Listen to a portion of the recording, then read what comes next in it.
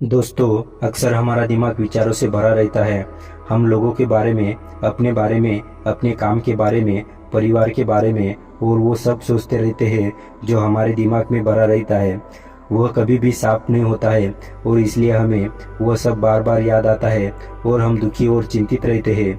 लेकिन इस कहानी से आप अपने मन को अच्छी तरह से साफ कर पाएंगे। आप अपने मन की धुलाई खुद कर सकते हैं। बस इस कहानी को पूरा सुने। एक बार एक गुरु और शिष्य एक सुनसान जंगल से गुजर रहे थे। तभी शिष्य अपने गुरु से एक सवाल करता है, गुरुजी, ऐसा क्या होता है कुछ लोगों के पास कुछ भी नहीं होता लेकिन फिर भी वो सुखी रहते हैं, आनंद में रहते हैं, और कुछ लोगों के पास सब कुछ होते हुए भी उदासी उनके चेहरे से साफ दिखाई देती है। गुरु ने एक मुरझाए हुए फूल की तरफ इशारा करते हुए अपने शिष्य से कहा कि ये सोचने की और समझने की बात होती है। अगर ये फूल ये सोचेगा कि मैं कल मुरझा गया था या फिर ये सोचेगा कि मैं भविष्य में फिर से मुरझा जाऊंगा, तो ये कभी भी खुलकर पूरी तरीके से खिल नहीं पाएगा। अपने सुंदर स्वरूप में यह कभी भी आ नहीं पाएगा। अपनी खुशबू से इस प्रकृति में बिखेर नहीं पाएगा। उसी प्रकार इंसान अपने अतीत की यादों में खोया रहता है या फिर अपने भविष्य की कल्पनाएं करता रहता है। भविष्य के दुखों के बारे में सोचता रहता है या भूतकाल में जो उसके साथ बुरा घटित हुआ है उसके बारे में सोच सोच कर वो अपने भविष्य के लिए चिंतित होता रहता है। तो ऐसा मनुष्य जीवन में कभी भी सुख अनुभव नहीं कर सकता है। यह समझने की बात होती है कि जीवन में हमेशा वर्तमान में होता है। अतीत और भविष्य की कल्पनाएं हमेशा मनुष्य को मृत्यु की तरफ लेकर जाती है। इसलिए यह जरूरी हो जाता है कि जिस प्रकार हम अपने शरीर की देखभाल करते हैं, उसे बीमारियों से दूर रखने के लिए उसके अंदर से गंदगी भी साफ करते हैं, उसी प्रकार समय समय पर हमें अपने मन और मस्तिष्क की भी गंदगी साफ करते रहना चाहिए, उसकी धुलाई करते रहना चाहिए। इससे आपकी बुद्धि की क्षमता तो तेज होगी ही होगी, साथ ही साथ आप हमेशा आनंद में रहने का रहस्य जान पाओगे। शिष्य ने सवाल किया कि गुरुदेव, इससे पहले कि हम मन और मस्तिष्क पर चर्चा शुरू करें, इससे पहले मैं ये जानना चाहता हूँ कि जिन लोगों के पास सब कुछ होता है वो दुखी क्यों रहते हैं, और जिन लोगों के पास कुछ भी नहीं होता अक्सर वो आनंद में क्यों होते हैं। यह रहस्य क्या है, इसके पीछे क्या कारण हो सकता है। गुरु ने उत्तर दिया कि कुछ लोग जीवन में सब कुछ हासिल कर लेते हैं और सब कुछ हासिल कर लेने के बाद उन्हें सब चीजों की व्यर्थता पता चल जाती है। ऐसे लोगों को अक्सर यह एहसास जकड़ लेता है कि मैंने जीवन में जो कुछ भी पाया, जो कुछ भी किया, उससे भले ही मैंने सुख सुविधा हासिल कर ली हो, लेकिन मन की शांति अभी भी बहुत दूर है, अधूरी है, उस तक मैं पहुंच नहीं पाया।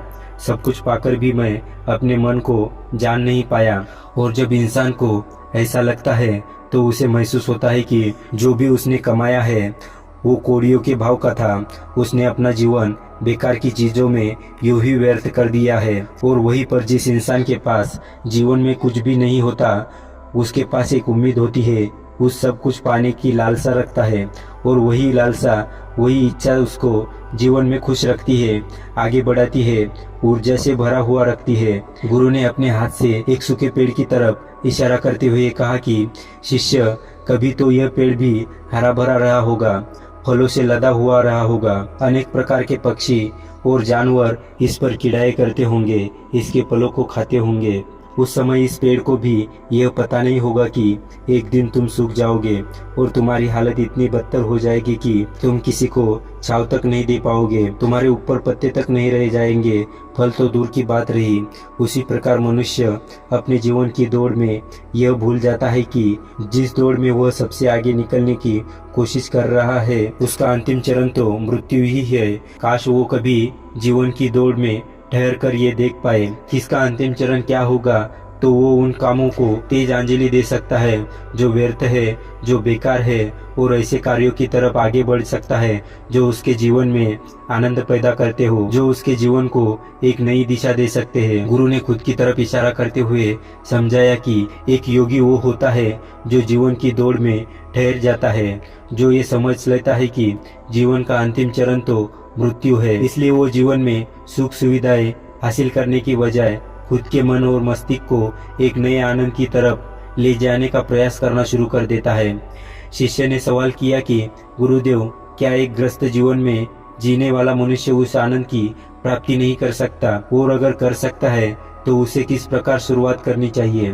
बिल्कुल कर सकता है। गुरुदेव ने उत्तेजित होकर उत्तर दिया, अगर सभी मनुष्य उस आनंद की प्राप्ति के लिए योगी बनने का निश्चय कर लेते हैं तो इससे तो प्रकृति का चलन ही रुक जाएगा, उसकी जो व्यवस्था है वो बिगड़ने लगेगी। एक सच्चा योगी अपने जीवन में खोज कर सकता है, और खोज करने के बाद वो ग्रस्त जीवन में किसी प्रकार आनंद को प्राप्त किया जा सकता है।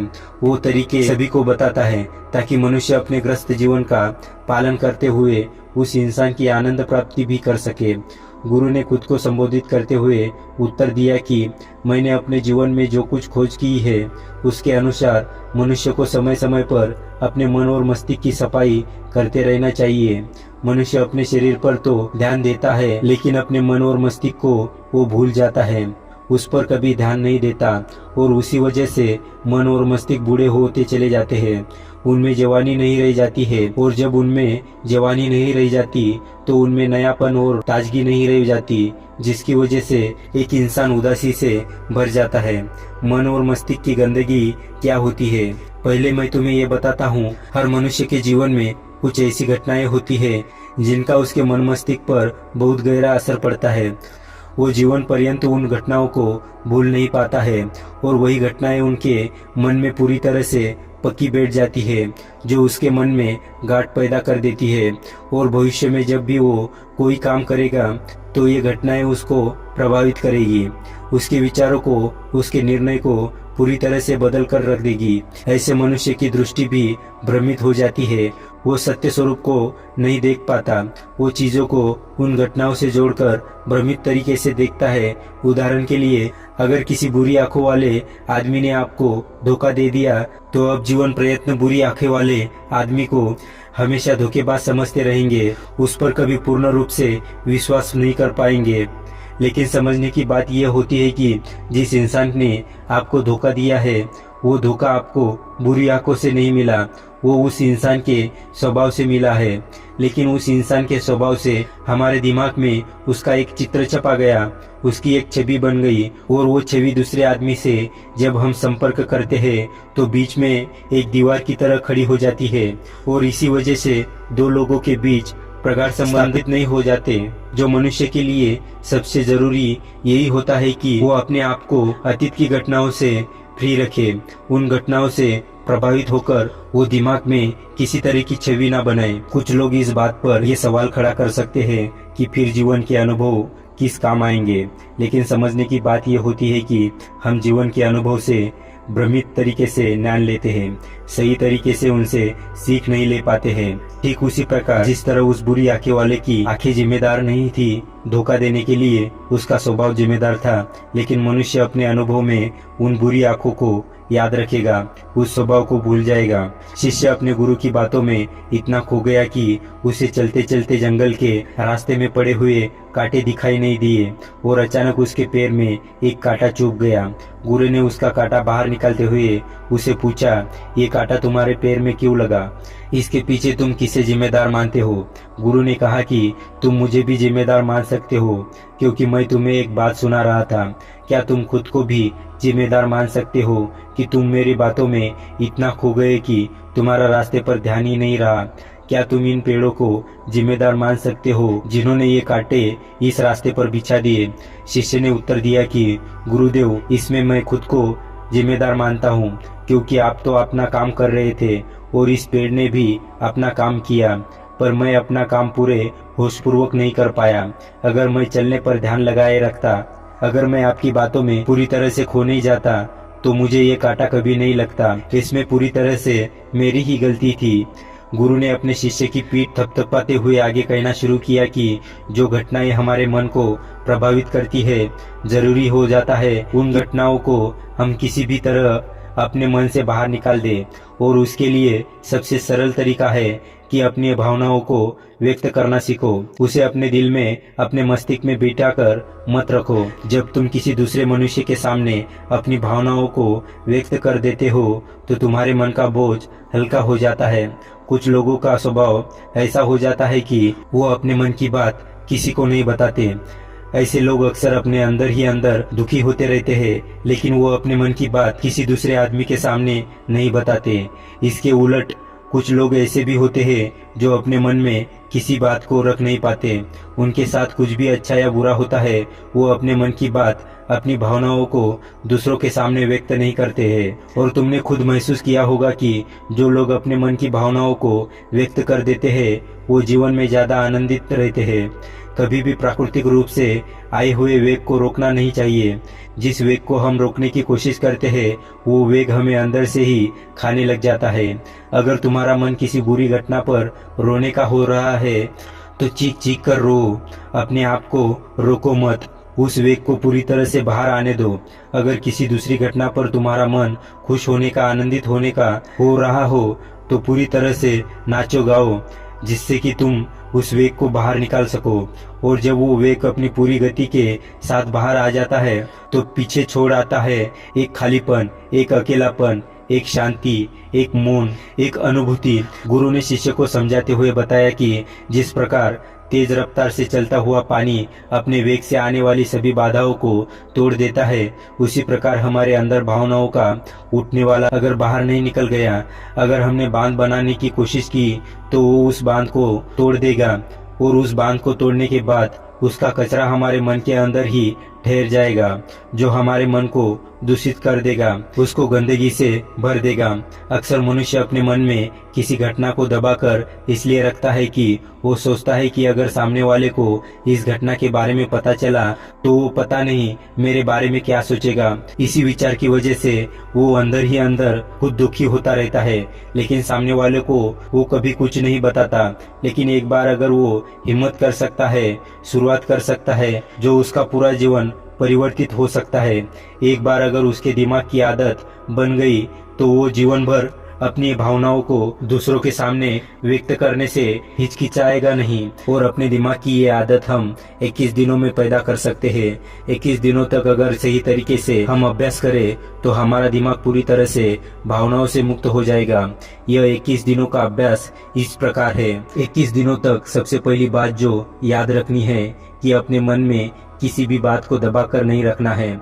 अगर हम किसी मनुष्य के बारे में अच्छा सोचते हैं तो हम उसे व्यक्त करें, अगर बुरा भी सोचते हैं तो उसे भी व्यक्त करें। परिणाम भूल जाए कि परिणाम क्या होगा, सिर्फ अपने दिमाग की धुलाई करने पर विश्वास रखें। इससे आपके अंदर एक अद्भुत साहस पैदा होगा। जब आप किसी मनुष्य के बारे में वह सब बता पाएंगे जो आप उसके बारे में सोचते हैं, तो आप खुद सोचिए कि आपका खुद के ऊपर विश्वास कितना ज्यादा बढ़ जाएगा। आपके मन के सारे डर खत्म हो जाएंगे। हो सकता है कि इसमें आपको चुनौतियों का सामना करना पड़े, लेकिन जहाँ पर चुनौती नहीं होती है वो कुछ अभ्यास भी नहीं होता। अभ्यास हमेशा चुनौती से भरा होना चाहिए। इससे आप सत्य वचन बोलने का अभ्यास भी कर पाएंगे। अक्सर हम दूसरों को प्रभावित करने के लिए वो सब बोलते हैं जो उन्हें अच्छा लगता है, लेकिन वो नहीं बोलते जो हमें उनके बारे में सचमुच में सोचते हैं। और यही हमारी सबसे बड़ी भूल हो जाती है। इसमें हमारा पूरा अस्तित्व झूठ बनकर रह जाता है। और अपनी भावनाओं को व्यक्त करते समय यह भी जरूरी ध्यान रखें कि आपके अंदर जो भावनाएं उस इंसान के प्रति उठ रहे हैं उनके पीछे का मूलभूत कारण क्या है। उदाहरण के लिए, जब एक नौकर अपने मालिक के लिए कोई काम करता है और वो काम अच्छे से नहीं कर पाता है तो मालिक उसे डांट फटकार देता है, जिससे उसके अंदर उसके प्रति क्रोध की भावना उठती है। लेकिन समझने की बात यह होती है कि मालिक तो आपको कहेगा ही, वो तो डांटेगा ही अगर आप काम अच्छे से नहीं करोगे तो। अगर आप काम अच्छे से कर रहे हो और फिर भी आपका मालिक आपके साथ अच्छा व्यवहार नहीं कर रहा है तो आप खुलकर अपने मालिक को अपनी भावनाएं व्यक्त कर सकते हैं, बिना ये सोचे कि इसका परिणाम क्या होगा। अगर आप इस भावनाओं को उठाएंगे तो आप अपनी नजरों में खुद ही नीचे गिरने लग जाएंगे। आपका आत्मविश्वास बिल्कुल खत्म हो जाएगा। दूसरा अभ्यास जो तुम्हें 21 दिनों तक करना है वो ये है कि जो भी घटनाएं तुम्हारे साथ घटती होती है, कम से कम जीवन में एक इंसान ऐसा होना चाहिए जिसके सामने तुम अपने दिल की बात रख सको। चाहे अच्छी बात हो चाहे बुरी बात हो, वो सब बातें तुम बिना कुछ सोचे, बिना इस डर से कि वो इंसान तुम्हारे बारे में क्या सोचेगा, तुम इस इंसान को अपनी सारी बातें बता सको और वो इंसान तुम्हारी सारी बातें सुनने के बाद तुम्हारे लिए कुछ छवि पैदा न करे।